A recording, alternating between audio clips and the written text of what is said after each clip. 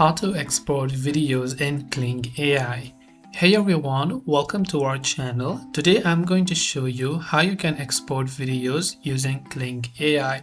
So within Kling AI, if you have got generated multiple videos and photos in the past, you can choose to export them as well.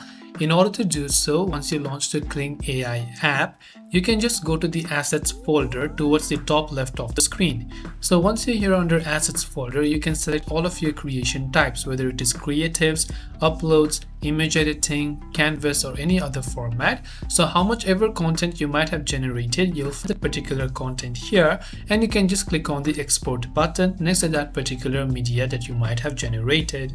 In my case, I do not have any tokens, which is why I have not generated anything, but if you have, you'll definitely find the export option on this case. You can also select batch actions, and you can choose to export all of them by clicking the download button from the bottom as well.